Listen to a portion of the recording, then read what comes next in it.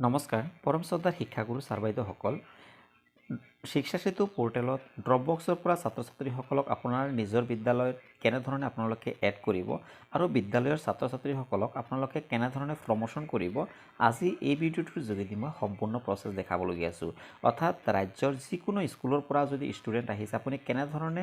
আপোনালোক নিজৰ বিদ্যালয়তে এড কৰিব আৰু ছাত্ৰ ছাত্ৰীসমূহ কেনেধৰণে প্ৰমোশ্যন কৰিব সম্পূৰ্ণ প্ৰচেছ মই দেখাবলগীয়া আছোঁ যেহেতু আমাৰ সমগ্ৰ শিক্ষা ফালৰ পৰা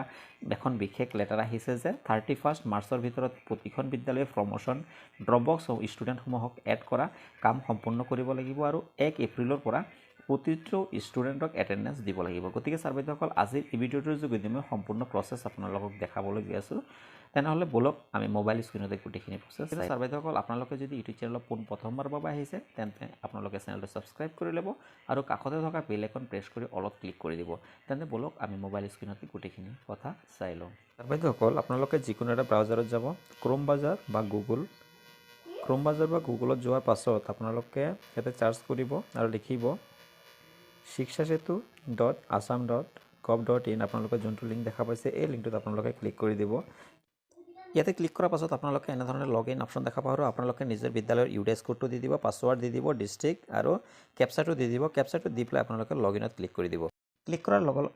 লগে লগে এনেধৰণে আপোনালোকৰ নিজৰ বিদ্যালয়ৰ যি ডেছবৰ্ড আছে এই ডেছবৰ্ডটো খোল খাব আৰু আপোনালোকে লেফ্ট কৰ্ণাৰত যোনটা তিনিটা আঁচ দেখা পাইছে আপোনালোকে ইয়াতে ক্লিক কৰি দিব ক্লিক কৰাৰ পাছত এনে বহু অপশ্যন থাকিব আপুনি ইয়াৰ পাছত আমি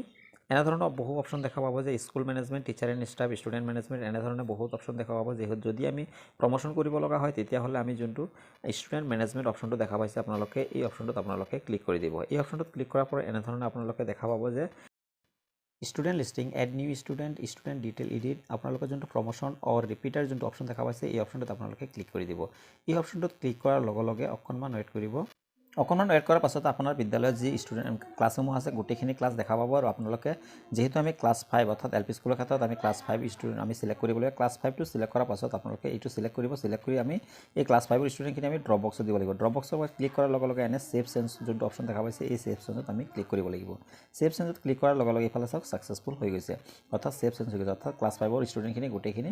ক্লাছ ড্ৰপবক্সলৈ সোমাই গৈছে এতিয়া আমি কি কৰিব লাগিব ক্লাছ 4ৰ ষ্টুডেণ্টখিনিক আমি প্ৰমোশ্যন কৰিব লাগিব তাৰ বাবে আপোনালোকে ক্লাছ 4 যোনটো দেখা পাইছে ইয়াতে আপোনালোকে ৰাইট সাইডত যি ভিউ অপশ্যনটো দেখা পাইছে এই ভিউ অপশ্যনটোত আপোনালোকে ক্লিক কৰিব লাগিব ক্লিক কৰাৰ লগে লগে এনে আকৌ আপোনালোকৰ অপশ্যনবিলাক থাকিব যে promote ডিমোট repeater Dropbox drop out গতিকে আমি প্ৰমোট কৰিব লাগিব ক্লাছ 5ৰখিনি যেহেতু খালী হৈ গ'ল এতিয়া আমি ক্লাছ 4ৰখিনি আমি 5ক দিম তাৰ বাবে আমি ষ্টুডেণ্টসমূহক প্ৰমোট কৰিব লাগিব প্ৰমোটত ক্লিক কৰাৰ লগে লগে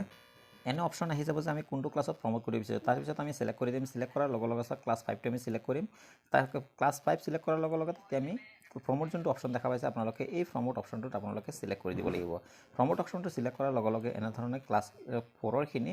ইয়াতে চাওক ছাকচেছ হৈ গৈছে ক্লাছ 4ৰ যি ষ্টুডেণ্টখিনি এই ক্লাছ ষ্টুডেণ্টখিনি এতিয়া ক্লাছ 5লৈ হৈ গৈছে অৰ্থাৎ ক্লাছ 5লৈ সোমাই গৈছে তো আমি এনেধৰণে বাকী ক্লাছসমূহ আমি প্ৰমোশ্যন কৰিব লাগিব তাৰ বাবে আমি যেহেতু আমি ক্লাছ 3ৰ ষ্টুডেণ্টখিনিক আমি ক্লাছ 4লৈ দিম তাৰ বাবে আমি ক্লাছ 3ৰ যোনটো অপশ্যন ক্লাছ 3ৰ যোনটো ষ্টুডেণ্ট আছে এই ক্লাছ 3ৰ ষ্টুডেণ্টখিনিক আমি যোনটো আপোনালোকে ৰাইট সাইডত দেখা পাব যে ভিউ অপশ্যনটো দেখা পাইছে এই ভিউ অপশ্যনটোত আমি ক্লিক কৰিম ভিউ অপশ্যনটোত ক্লিক কৰাৰ লগে লগে ক্লাছ 3ৰ যিমান ষ্টুডেণ্ট আছে এই ষ্টুডেণ্টখিনি আহি যাব আৰু এই ষ্টুডেণ্টখিনি যেতিয়া ষ্টুডেণ্টখিনি আহি যাব আমি তেতিয়া এই ষ্টুডেণ্টখিনিক আমি চিলেক্ট কৰিম চিলেক্ট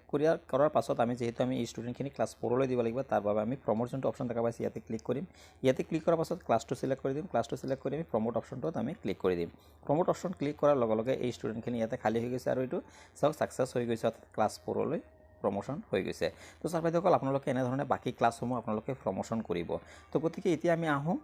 ড্ৰপবক্সৰ পৰা আমি ষ্টুডেণ্ট কেনেকৈ ল'ম চাওক এতিয়া আমি ড্ৰপবক্সৰ পৰা ষ্টুডেণ্টসমূহ আমি ক্লাছলৈ এড কৰাৰ বাবে আমি মেইন যাব লাগিব স্কুল যোনটো মেইন ডাছবৰ্ড আছে এই ডাছবৰ্ডলৈ যাব লাগিব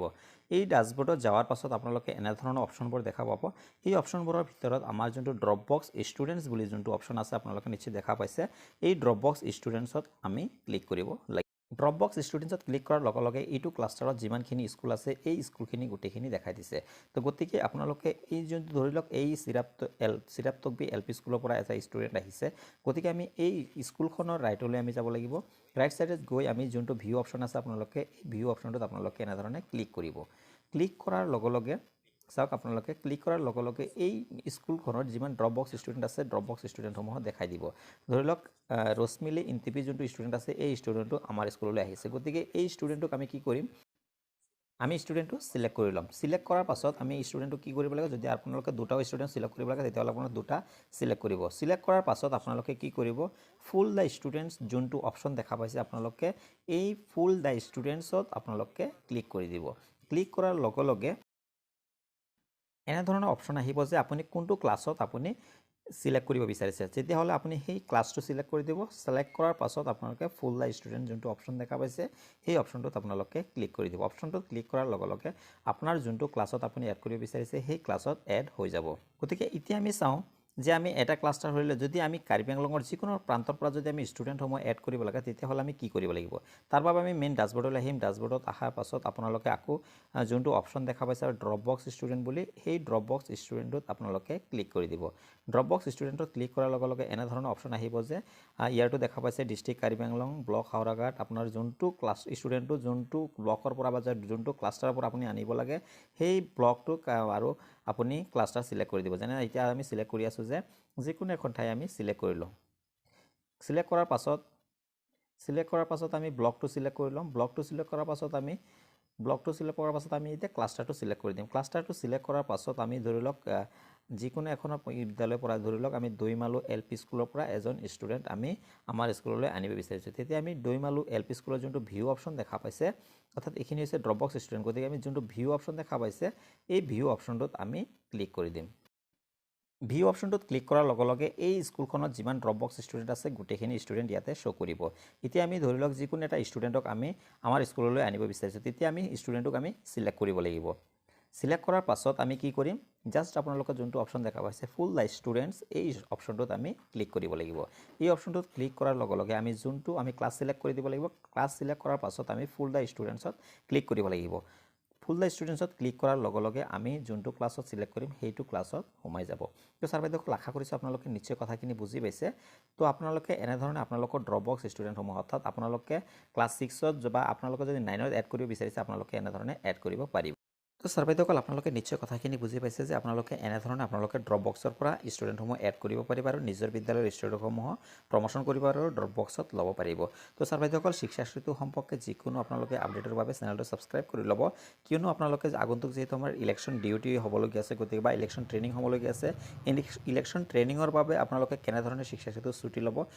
ভিডিঅ'টোৰ ডেছক্ৰিপশ্যনত লিংক দি দিম আৰু আপোনালোকে MDMৰ মেছেজৰ বাবে আপোনালোকে কেনেধৰণে পৰ্টেলত গৈ চাব পাৰে আৰু বহুতো আমাৰ শিক্ষা বিভাগৰ লগত জড়িত যিকোনো ইনফৰমেশ্যনৰ বাবে আপোনালোকে চেনেলটো ছাবস্ক্ৰাইব কৰি ল'ব কিয়নো শিক্ষা বিভাগৰ লগত জড়িত সদায় আপডেটসমূহ এই চেনেলৰ যোগেদি দিবলৈ যত্ন কৰা হৈছে তো ছাৰ বাইদেউসকল আজিৰ ভিডিঅ'টো ইয়াতে সামৰণি মাৰিছোঁ আপোনালোকে ভিডিঅ'টো যিমান পাৰে শ্বেয়াৰ কৰি দিব যাতে প্ৰতিখন বিদ্যালয়ৰ শিক্ষাগুৰু ছাৰ বাইদেউসকলে নিজৰ বিদ্যালয়ৰ ছাত্ৰ ছাত্ৰীসমূহক আপডেট দিব পাৰে আৰু নিজৰ ছাত্ৰ ছাত্ৰীসমূহক বাহিৰৰ পৰা ড্ৰপবক্সৰ পৰা এড কৰি নিজৰ বিদ্যালয়ত সোমাব পাৰে তো ছাৰ বাইদেউসকল আজিৰ ভিডিঅ'টো ইয়াতে সামৰণি মাৰিছোঁ ভিডিঅ'টো সম্পূৰ্ণ চোৱাৰ বাবে সকলোকে ধন্যবাদ